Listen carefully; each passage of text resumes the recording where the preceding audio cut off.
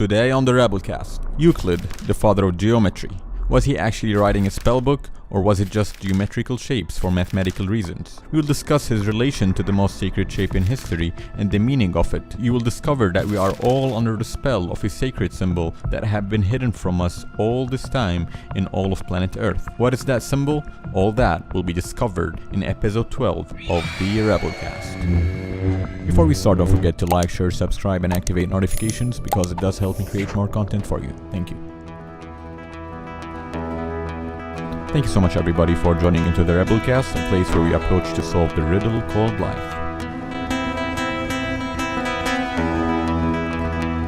Today we will be talking about the mysterious relation between geometry and magic. First of all, geometry is a word that means measurement of land, which is believed that Euclid, born in the mid-4th century BC, was the first to systemize this knowledge in one of his greatest collection of books called Elements. A collection of geometrical definitions, postulates, propositions, and mathematical proofs. He became known as the father of geometry. Unlike what many think, Euclid is not actually Greek. He is a Phoenician mathematician, born in Tyre, Phoenicia, which is called today Lebanon, located in the Middle East. That's why they used to call him Euclid of Tyre. In the first proposition of his book, Elements, Euclid begins with the circle and derives all other shapes from it. His influence with circular shapes might have come from the nature itself, as there's many circular shapes ready-made in nature, like the moon and the sun. And humans used to always assign a religious meaning to it since before Euclid's time, as it was the base of many ancient religious traditions, if not all, like the Hindu yantras, sacred mandalas, the ancient Egyptian Aten, also the ritual circles of Western symbolic ceremonial magic. In addition, the Egyptians considered the perfect circle of horse pupil to be the source of all power in the universe and represented that with a hypocephalus, which was always contained within a perfect circle and placed upon the bodies of the dead. They referred to it as a hidden place and as a geometric form that exists without straight sides and without angles. The circle is simultaneously the perfection of form and perfect formlessness. Geometry stands apart from all other human endeavors. It exists beyond culture, beyond language, beyond human consciousness. Even that geometric truth would somehow exist if humans did not. However, Euclid's first proposition claims to be in search of a perfect triangle. He produces that triangle through the circle, which is both eternity and supreme unity. He then draws two circles intersecting in such a way that the center of each circle lies on the perimeter of the other, where he witnessed the formation of a very powerful mystical form called the Vesica Piscis, which is the area of intersection between both circles. The circle and the Vesica Piscis have great mystical importance, where both of them combined were able to give birth to the first perfect linear geometrical shape called the equilateral triangle. He does so by connecting the center of the two circles through a straight line with a point of intersection of the two circles, forming a perfect equilateral triangle, which is a triangle of equal sides. And that is the birth of linear geometrical shape from the curved geometry, the linear masculine aspect from the curved feminine aspect. Now, from a mystical point of view, what Euclid was trying to communicate through his work was the geometrical origin of our universe. First of all, the circle was believed to be the creator of all. In other words, the monad, or the one, separate from all creatures. Then, the illusion of separation created the other circle that formed duality, creating Maya, the dyad, which makes unity appear as the word of separate things with name and form. It's called illusion because once unity began to individuate itself, it appeared to become many. Illusion does not mean that physical reality isn't real. It's very real. The illusion lays in the fact that there is far more to reality than meets the eye. There is far more than we can see. The illusion makes us think the small separate perspective is the only real perspective. It's formed from unity casting a reflection of itself, rather than dividing itself. As unity contains all that is, same as when cells divide themselves to create more new cells. The circle is the womb and cradle of our symbolic universe. Then sound waves are formed through the monad to pulse itself and create the dyad, the first movement of creation, which produces the Vesica Pisces, which is the symbol of procreation of the material and linear muscular, the perfect equilateral triangle. It's also the shape of human eye and represents the crucible for creation, the organ that both receives and transmits light. Light, or photons, are the building blocks of all physical matter. This mysterious shape, the Vesica Pisces, which literally means the bladder of a fish, due its resemblance to the bladder of the fish, is considered till our day of great importance in esoteric realm. Many civilizations consider it as the birth of all creation, since it looks like a female vagina. Others as the eye of providence, which sees and protects all of creation.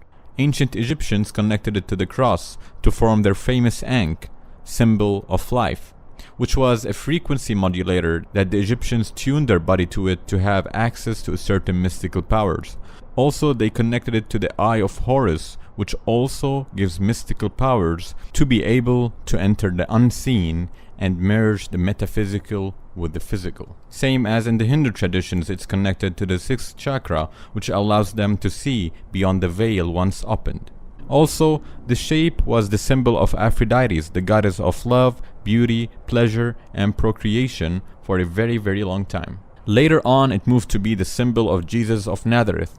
Christ's apostles were commonly referred to as fishermen, and Christ and his teachings were represented by the Vesica Pisces symbol with a small addition resembling a fishtail. This addition could have been merely for artistical reasons, or used to indicate a direction as it was used when Christians needed to worship in secret. The symbol was a way for other believers to know where they could worship. In early Christianity, the Vesica Pisces is depicted as a mandorla, which is an almond shape behind of Christ's figure to show the transcendental moments beyond space and time. Thus, the Vesica Pisces acquired the symbolism of the divine creation, separating it from the ancient pagan customs linked to sexuality and human creation, which also reminds us of the Phoenician roots of the Christ discussed in episode 10.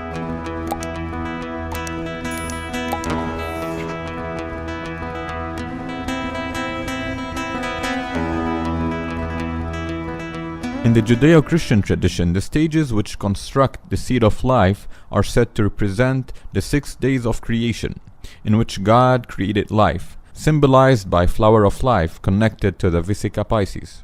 For some other Christians, the Vesica Pisces represent the womb of Mary as the coming together of heaven and earth through Jesus.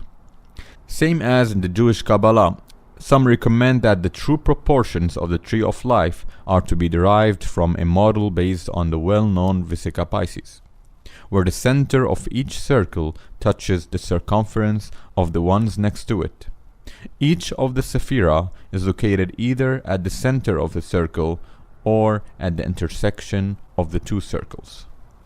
According to pre-Islamic traditions, Muslims worship barefooted a special object on the eastern corner of the Kaaba in Mecca, which also had the shape of the Vesica Pisces. Their destination is to kiss and touch the symbol of the mother goddess of the pre-Islamic Arabians, whom till our day this shape is present in the corner of the Kaaba. The Kaaba is also called Baytul Haram, the honorable house, where the word haram originates from the Arabic word hurma, which means sanctity, being of ultimate importance, and they use this term to call women by it till our day. So if an Arab says a woman came, it means sanctity came. Also, this word has a meaning as inviolable, something that must be defended from violation even if you die for that purpose. And the Kaaba is called by that name, connecting it to the feminine nature of the Vesica Pisces, to protect the feminine. This also gives you an idea why Muslims walk around it in circles while they are in pilgrimage, as the circle is the form of the eternal that has no beginning, neither end. A more supportive proof on this is the Quran itself. It has the shape of the feminine Vesica Pisces on the cover image. Now we will discuss the presence of this shape in modern architecture of our days.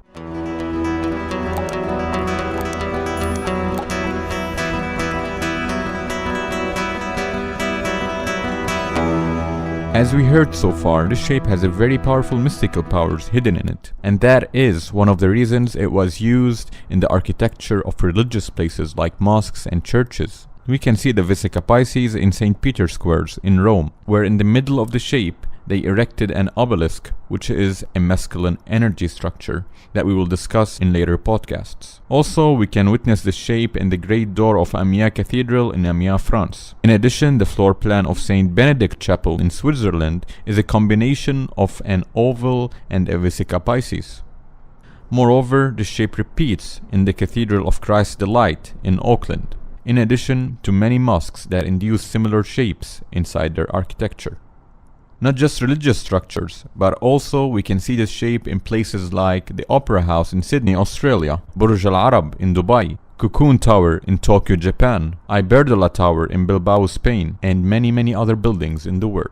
This symbol didn't even fail to penetrate our consciousness through corporates and companies such as Chanel, Gucci, Adidas, CBS, MasterCard, and even video games like Assassin's Creed. I was also able to see it on many of the designs of the Persian carpets.